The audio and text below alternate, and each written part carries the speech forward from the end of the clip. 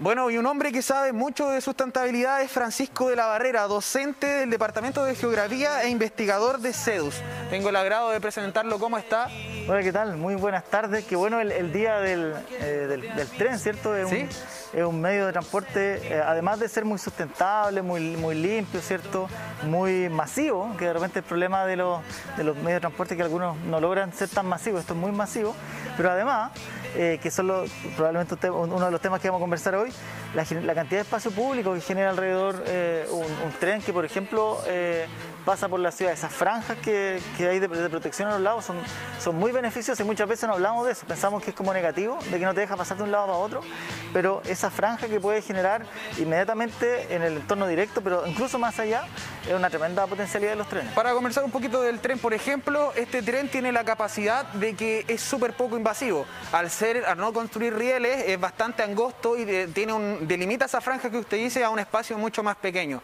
Por ejemplo, ¿qué es lo que faltaría acá en Chile para poder construir acá un ferrocarril que recorra del extremo norte al extremo sur y a lo mejor no con esta tecnología que es bastante novedosa y que recién se está poniendo en práctica, pero sí con una ya que esté probada, pero que podamos tener un ferrocarril que pueda conectar todo nuestro país?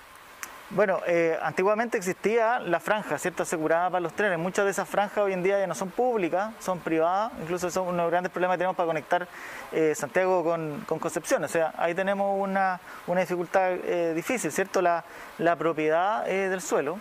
Y segundo, que es algo que ya todos han visto por la prensa, ¿cierto?, hay muchos conflictos de interés, hay actores que presionan por una cosa, por la otra. Y bueno, han habido muchas malas prácticas también en la gestión de los trenes, y que en el fondo lo que termina pagando el pato no somos solamente nosotros, así como que digamos, pucha, lo paso bien andando en tren. Estamos hipotecando el futuro también. Si el tren lo vemos cada vez que vemos noticias de que en tal lugar se inauguró este tren, o que los que viajan a Europa, ¿cierto?, a otros países dicen, no, y me moví en tren de un lado a otro, espectacular. Bueno, eso es la tendencia a nivel mundial. Nosotros estamos atrasados. Hay avance en eso. El tren que tenemos ahora que une Hualqui o Laja directamente con Concepción, Talcahuano, el que viene con él es extraordinario. Si alguien no lo ha usado todavía, lo recomiendo fuertemente. Incluso con bicicletas plegables es posible sin pagar más. Bueno, ahí está el datito entonces. Exacto. Y hablando de lo que pasó antes, por ejemplo, que nosotros si bien estamos atrasados, pero hay algunas cosas que vienen del pasado, por ejemplo, los usos de la plaza, de los parques, y ahora cómo se están usando en el presente. Vamos a estar conversando de este tema, no vamos a hablar de trenes, eso era parte de la conversación, aprovechando que te lo tenemos acá con nosotros. Queríamos conversar acerca de esto, cómo ha ido cambiando, por ejemplo, el transcurso de las plazas, de los parques que antes eran utilizados de otra forma y hoy ya están incluso siendo utilizados para realizar actividades como por ejemplo kickboxing, gimnasio al aire libre. Lo habíamos conversado ya previamente, pero cuéntenos un poquito más acerca de este tema. Sí, mira, es bien entretenido pensar cómo se usaban las plazas o los parques. Pensemos en los parques, así pensemos en un parque más o menos grande, así que de media cuadra, más de una cuadra, 2, 3 cuadras. Pensemos, si estamos hablando en Concepción, el Parque Ecuador. En Los Ángeles, no me acuerdo el nombre del parque, pero esto que es como un gran bandejón o que están a la orilla de los humedales, o sea, grande, ¿ya? Es entretenido pensar qué se hacía antes en esos lugares y qué es lo que se hace hoy, ¿sí? Para ver un poco la trayectoria.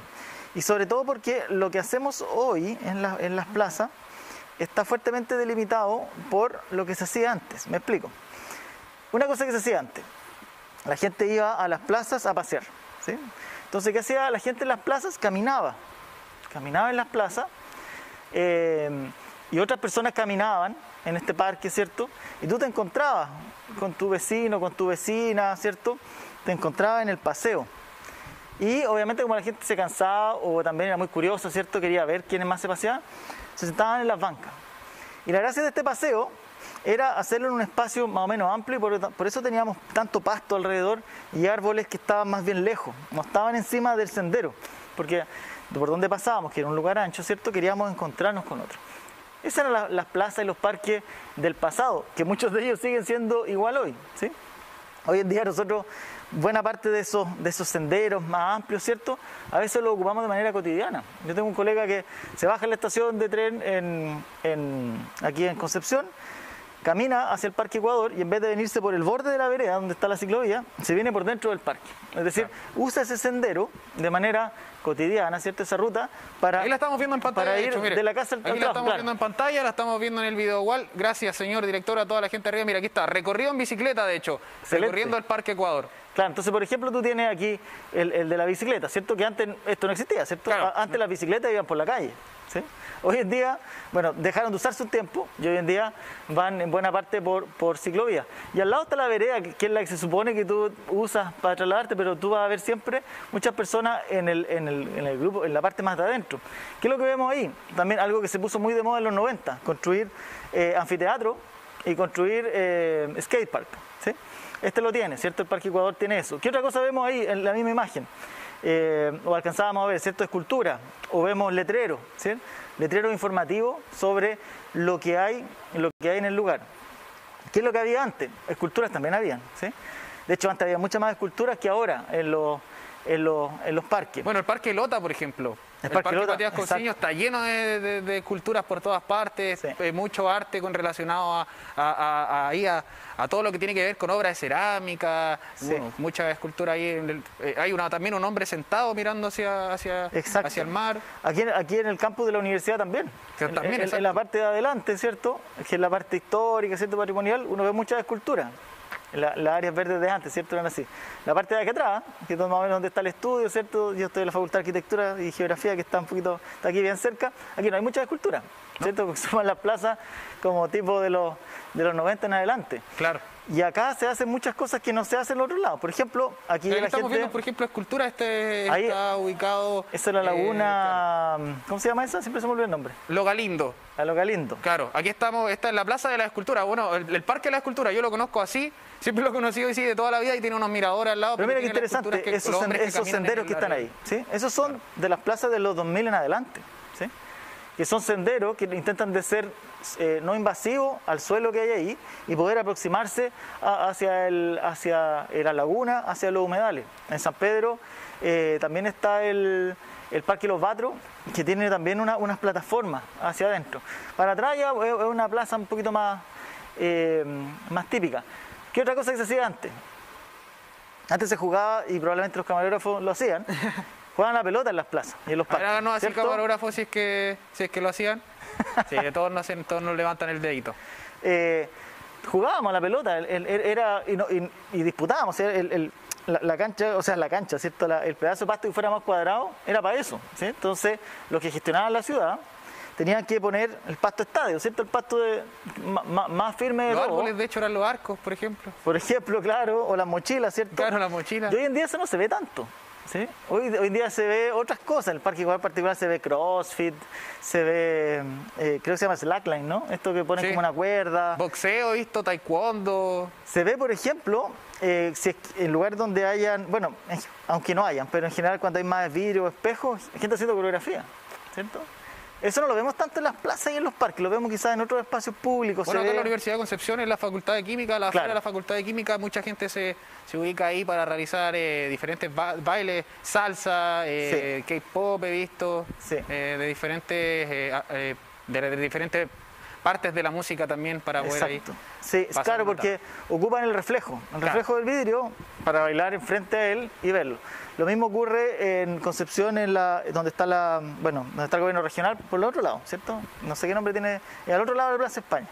Ahí también se utiliza mucho para eso. En Santiago se usa el nuevo, donde está el edificio de Diego Portales, que hoy El es GAM. el día del GAM. Claro. Ahí también se usa muchísimo para eso, pero en las plazas, si pensamos en la Plaza Acevedo, por ejemplo, o pensamos en la Plaza de la Independencia, que ahora la empiezan a remodelar también, bueno, si uno pensara desde el diseño para promover cierto uso, digamos, oye, pero busquemos alguna forma que la entrada de los estacionamientos, por ejemplo, que está ahí cerca de la iglesia, tenga un pedazo de vidrio más o menos grande, resistente obviamente, para promover ese tipo de uso. Si al final el diseño promueve cierto tipo de uso o los permite.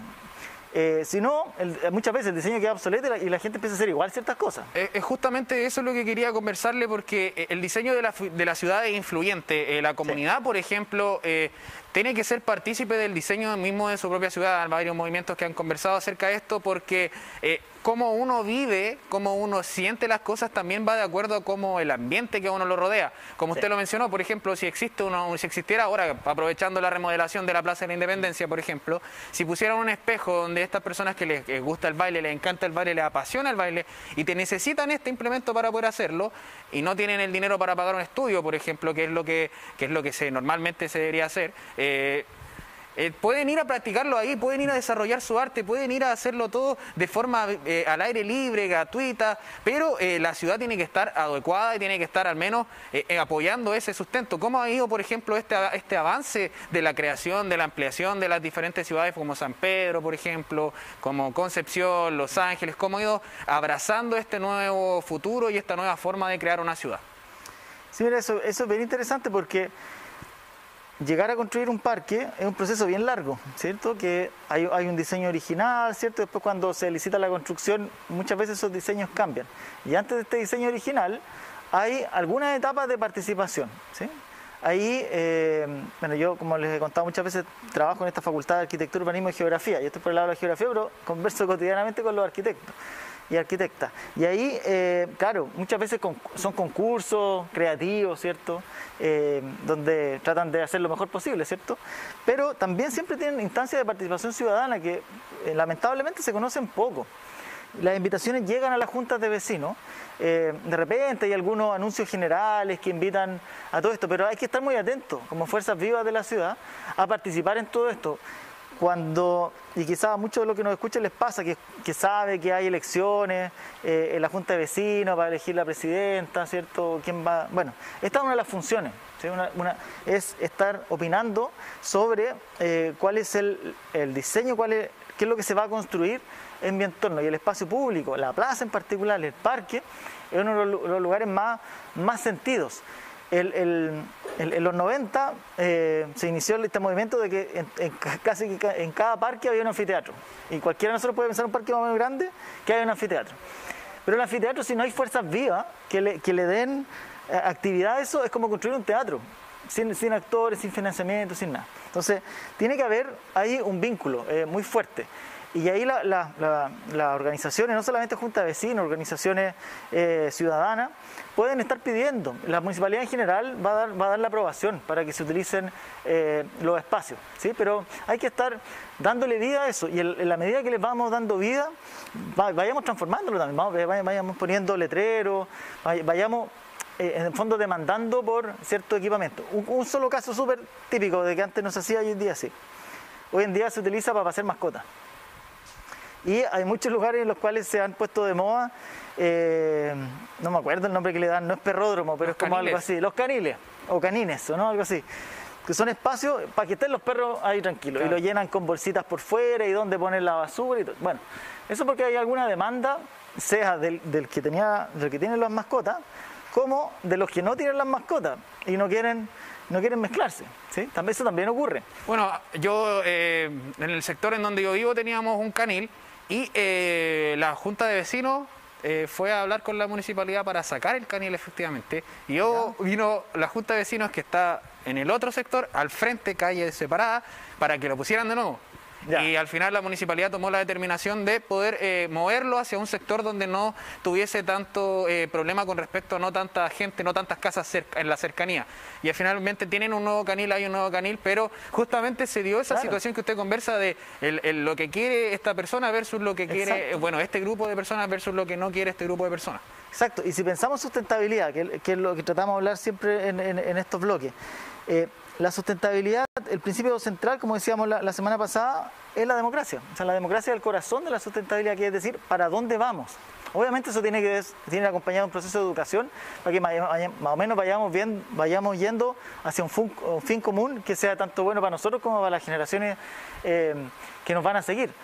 Otro ejemplo de eso, cuando hay organizaciones o municipalidades también que promueven el uso de compostera o de huertos o de puntos limpios de reciclaje y que efectivamente se mantengan limpios, que a veces se transforman en basurales. Bueno, lo conversamos, lo vamos a tener acá, lo conversamos antes de que llegara Francisco, porque lo conversamos con Javier Monsalve, el tema de que los puntos limpios no están siendo tan limpios, sobre todo después de las fiestas de Año Nuevo, donde hay harto que botar, hay harto que reciclar y finalmente quedan siendo un punto que no está tan limpio, valga la redundancia. Exacto, porque tiene mucho que ver con el uso, con las necesidades también, porque a los puntos limpios muchas veces se quedan como son porque están hechos para mucho menos. Yo me acuerdo el otro día que fui a dejar material de reciclaje y no había para cartón. Y claro, y muchos como yo llegaron con el cartón y probablemente se lo llevaron caminando y dejaron los cartones ahí.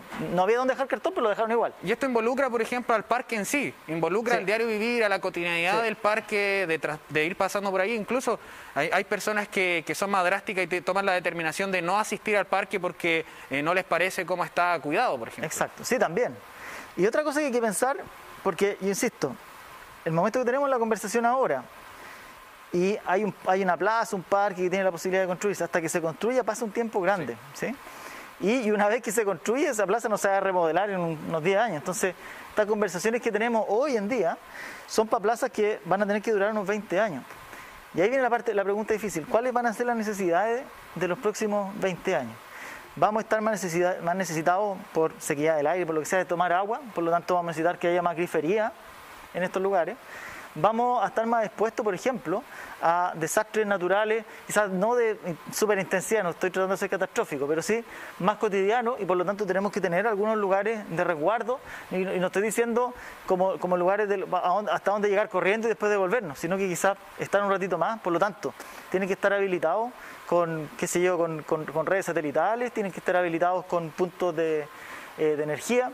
Va a ser más calor en el futuro, quizás en Concepción, como es tan costero no se nota tanto, pero los que nos escuchan en Chillán, si yo les digo, oye, está súper bueno el día para ir a la plaza, me van a decir, espérate, pues voy a ir después de las 5 a las 6.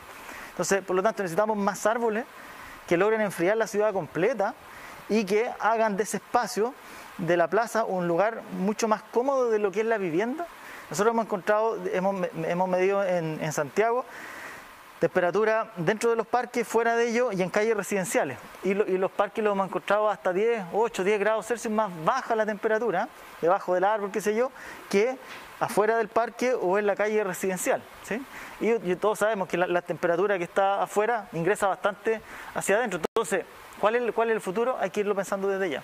Bueno, eso es importante porque plantearse la forma, siempre nosotros lo hemos, por ejemplo, se ha conversado acá también con el tema mismo de la sustentabilidad. Es bueno recalcar eso de que la sustentabilidad no solamente es reciclaje, no solamente es cuidar las áreas verdes, sino que tiene un millón de otras aristas, como por ejemplo la democracia, la recreación, el comer saludable, el estar en un ambiente saludable. Bueno, hace unos años atrás, por ejemplo, con respecto de sustentabilidad, el gobierno tiene un plan que es el Plan 2030, que ahí también se acogen todos estos ambientes, por ejemplo, parques, salud mental, todo esto está relacionado directamente con la sustentabilidad y obviamente que si uno lo planea hacia el futuro y uno dice, claro, estos parques, estas construcciones que van a tener edificaciones quizá en un costado, tiene que estar bajo un sustento analizando hacia el futuro, pensando por ejemplo en cómo puede ser este parque, cuáles van a ser nuestras necesidades a futuro, pero por ejemplo, vamos un poquito, aprovechando que tenemos la oportunidad de hablar de una plaza que está siendo reconstruida, que va a estar cerrada por 6 meses para poder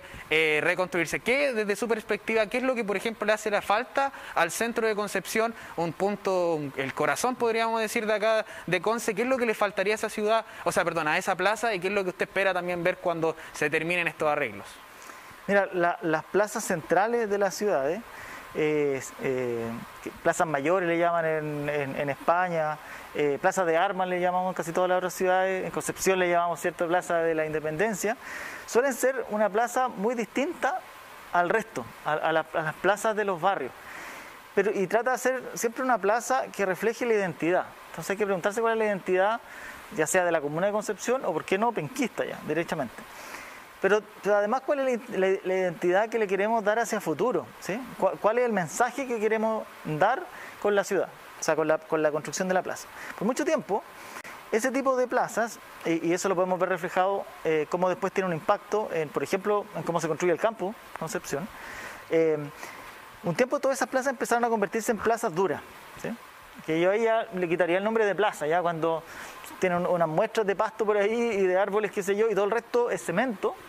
Esa es una declaración, ¿sí? Una declaración, yo no sé si de guerra de la naturaleza, pero sí es una declaración muy clara sobre cómo estoy pensando la ciudad.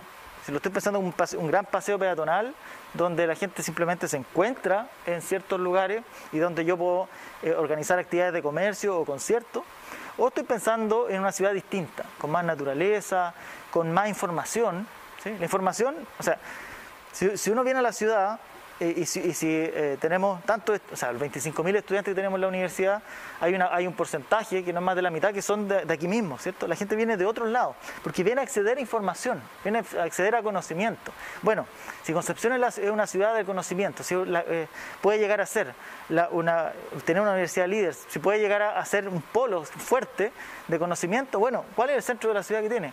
¿Cuál es el campus que tenemos también? ¿Qué es lo que transmite? ¿Sí? Claro, y en este sentido, por ejemplo, ¿qué sucede con el paisajismo? Exacto. Entonces, ¿qué comunicamos con ese paisajismo? ¿Comunicamos el estilo de la Plaza del Sol de Madrid o del Central Park de Nueva York?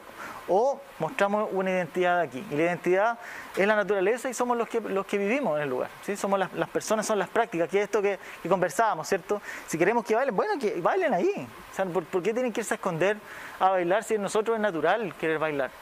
¿Por qué el árbol tiene que ser importado? ¿Por qué no puede ser que los árboles que vemos, el Cerro Caracol, ¿cierto? Que están haciendo un tremendo trabajo ahí para ir reemplazando las especies exóticas? Si alguien ha subido, podrá ver que en algunas partes las talan, ¿cierto? Para ir replantando, ¿cierto? Bueno, que eso se prolongue hacia la ciudad. Eso no lo vamos a lograr en 2 años.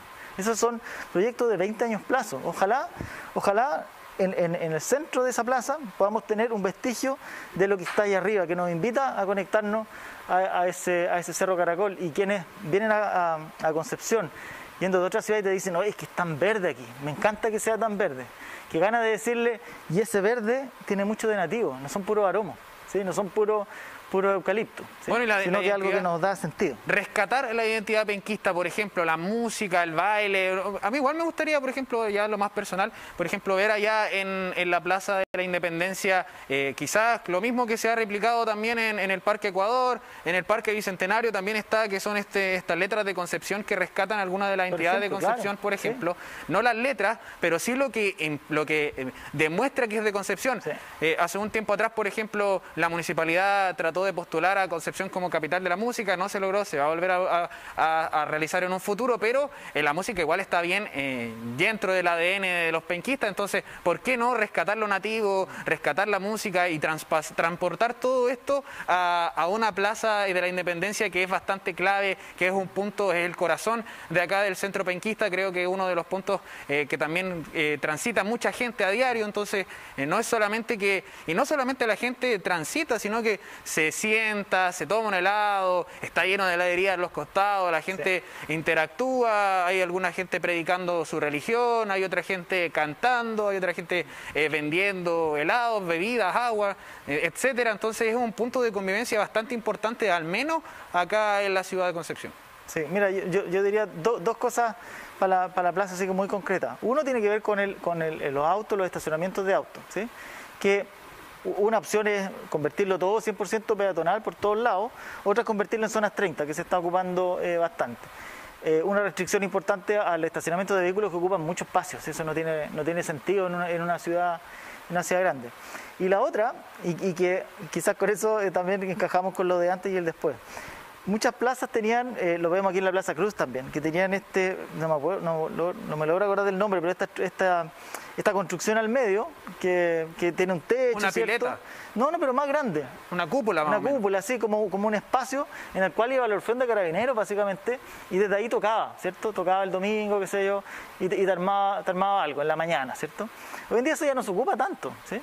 Se ocupa de repente para algunas cosas políticas, ¿cierto? De repente para algunos encuentros sí. se utilizan eso. De hecho, la Plaza Cruz tiene un ordenamiento bastante distinto al resto de las otras plazas. Sí. Tiene unas rejas que recubren el centro de la plaza que se pueden cerrar, por ejemplo. Exacto, también, sí.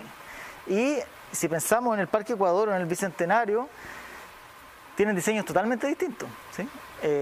Y ambos son capaces de acoger conciertos. Se puede hacer también en la Plaza de Independencia, pero no está tan adecuada para eso. Si nos declaramos una ciudad de la música, una ciudad del rock, nuestra plaza central, ¿lo muestra o no lo muestra?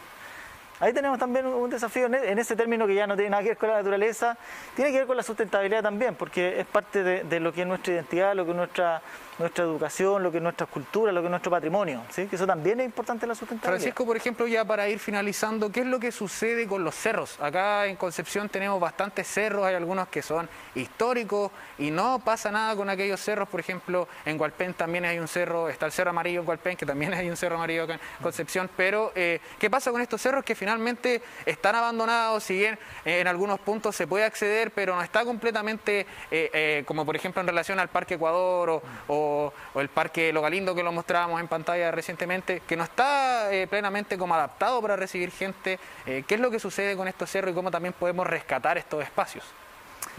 Mira, tanto la Plaza Independencia como la Plaza, el Parque Ecuador, la Plaza Acevedo, ¿cierto? El Parque Bicentenario, están bien cerca del centro de la ciudad, ¿sí? Son lugares que de alguna manera han estado con dinámica, ¿cierto? Pero habitados por mucho rato. Las nuevas periferias, en cambio, carecen de muchas áreas verdes. Se dice que, o sea, por la normativa, el 7% del área tiene que convertirse en algo verde. Entonces, al final terminan convirtiéndose en puras cosas chiquititas, puros espacios residuales. En esos mismos lugares están los cerros. Los cerros son justamente espacios de periferia que en algunos casos, como el Cerro Amarillo que tú mencionas aquí en Concepción, quedó en el centro. El Cerro de la Virgen quizás también quedó bastante en el centro. Pero justamente esos cerros son los que van a ser los parques del futuro. Esos son esos los espacios. Primera pega, evitar que se urbanicen hasta arriba, como pasa aquí en en algunos cerros de Talcahuano, pero sobre todo aquí en Concepción, el Cerro Lo Galindo, por ejemplo.